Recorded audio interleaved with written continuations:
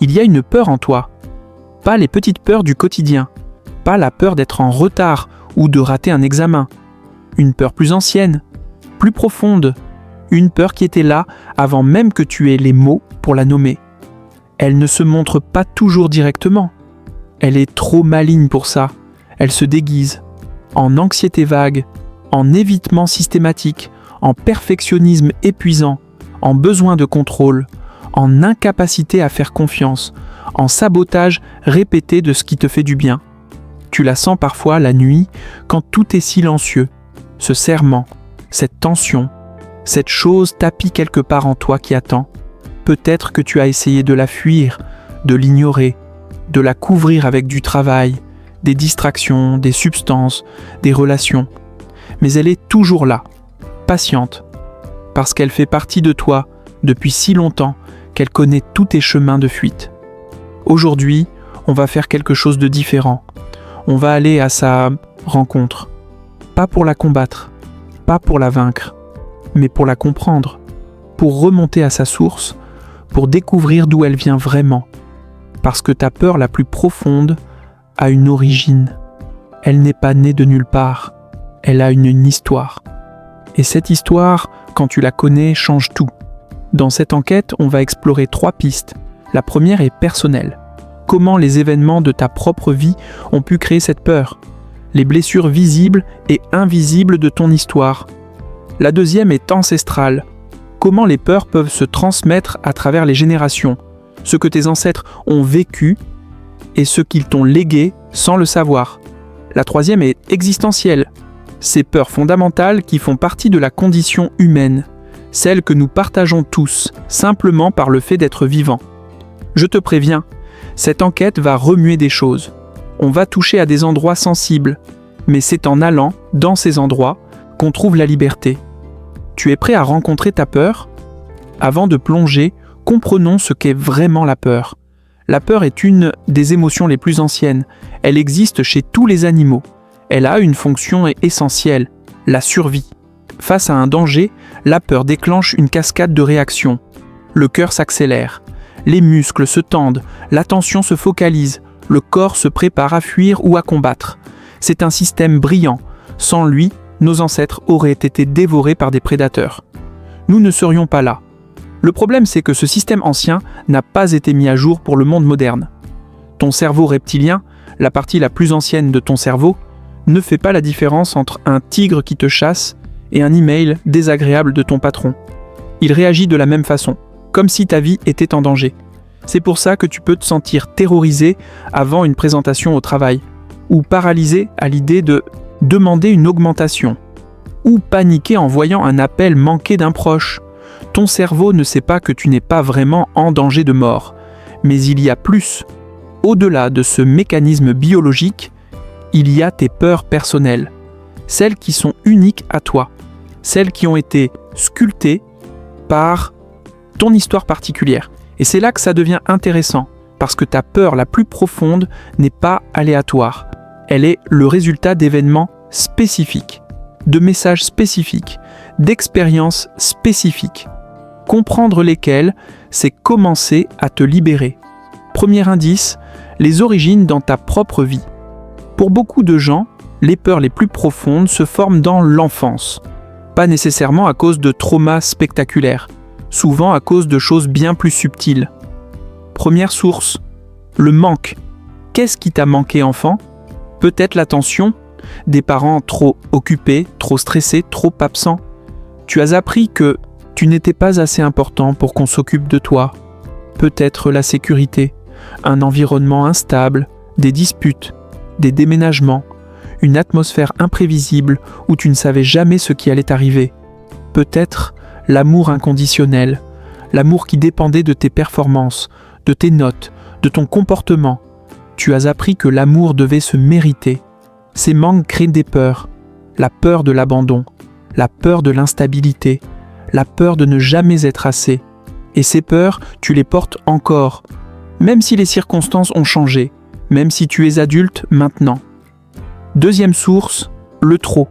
Parfois ce n'est pas ce qui a manqué, mais ce qui a été excessif. Trop de pression, des attentes impossibles, la perfection exigée.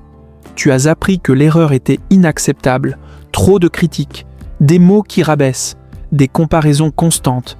Tu as appris que tu n'étais pas à la hauteur, trop de contrôle, pas d'espace pour être toi, chaque mouvement surveillé. Tu as appris que tu ne pouvais pas te faire confiance, trop de chaos, violence, addiction d'un parent, maladie.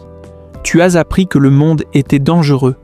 L'excès sculpte aussi des peurs, la peur de l'échec, la peur du jugement, la peur de perdre le contrôle. Troisième source, l'événement. Parfois, il y a un événement précis, un moment où quelque chose s'est cassé, un accident, une agression, une humiliation publique, la mort de quelqu'un, une trahison. Ces événements s'impriment profondément, ils créent des associations, des déclencheurs, des réponses automatiques. Tu ne te souviens peut-être même plus de l'événement consciemment, mais ton corps se souvient. Ton système nerveux se souvient. Et chaque fois que quelque chose ressemble, même de loin, à cet événement original, la peur se réactive. Quatrième source, l'interprétation. Voilà quelque chose de crucial. Ce n'est pas seulement ce qui s'est passé, c'est ce que tu as décidé que ça signifiait.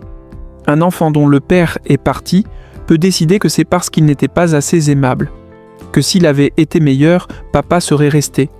Un enfant qui a été humilié à l'école peut décider que se montrer est dangereux, que l'invisibilité est la seule sécurité.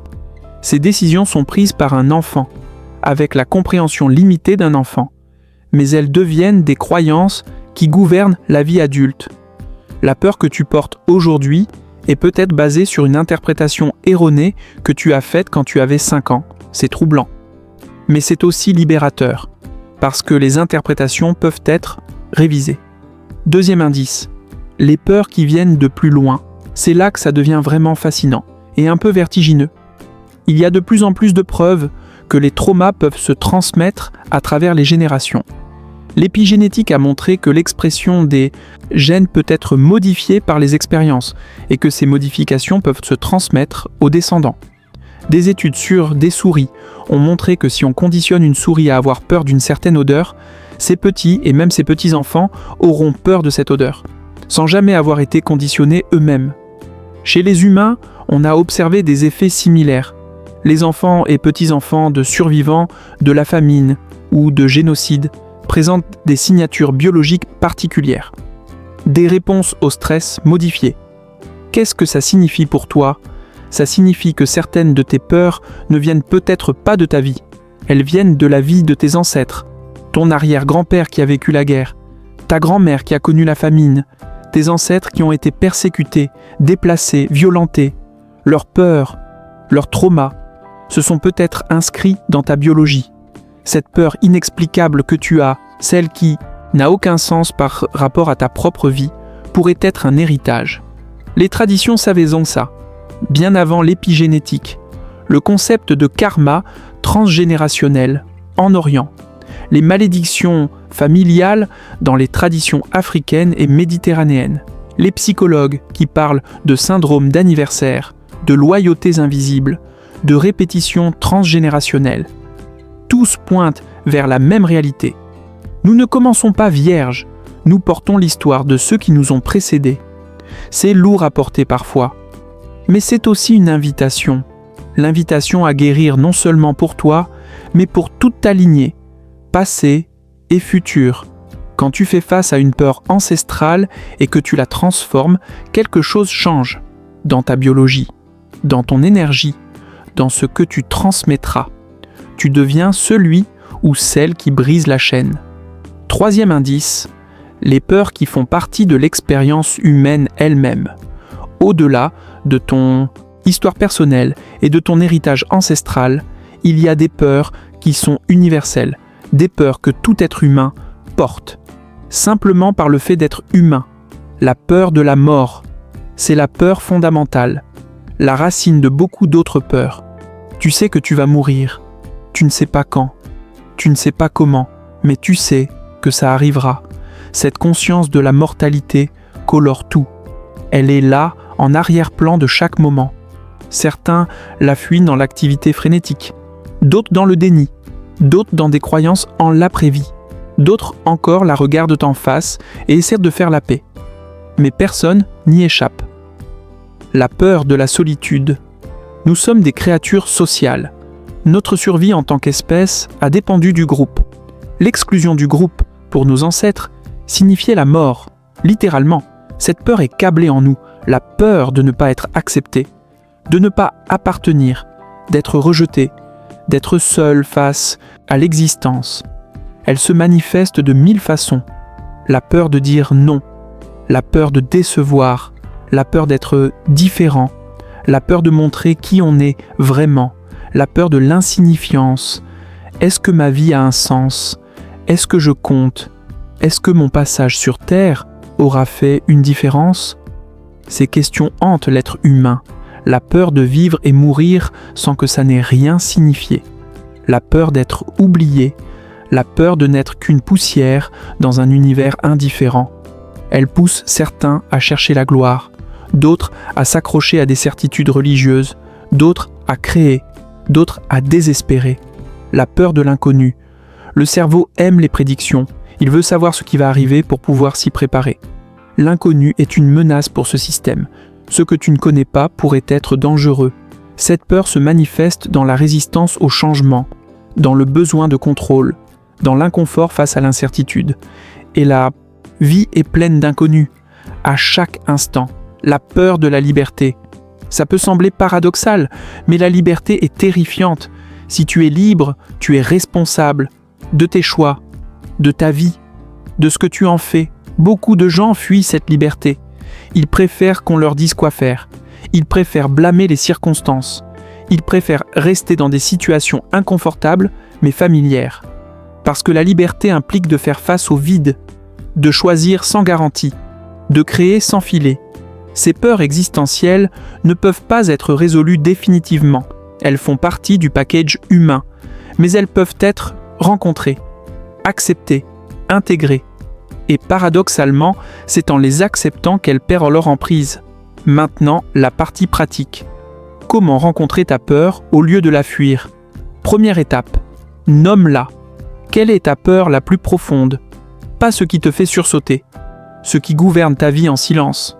Peut-être la peur de l'abandon, la peur de l'échec, la peur du jugement, la peur de l'intimité, la peur de la perte de contrôle, la peur de ta propre puissance. Prends le temps de la nommer précisément. Ce qui est nommé peut être travaillé. Ce qui reste flou reste puissant. Deuxième étape, remonte à la source. Quand as-tu ressenti cette peur pour la première fois? Pas la dernière fois. La première fois. Aussi loin que tu peux remonter. Qu'est-ce qui s'est passé? Quel âge avais-tu? Qui était là? Qu'est-ce que tu as décidé à ce moment-là? Ce travail peut être fait seul, avec un journal, ou avec un thérapeute pour les traumas plus profonds.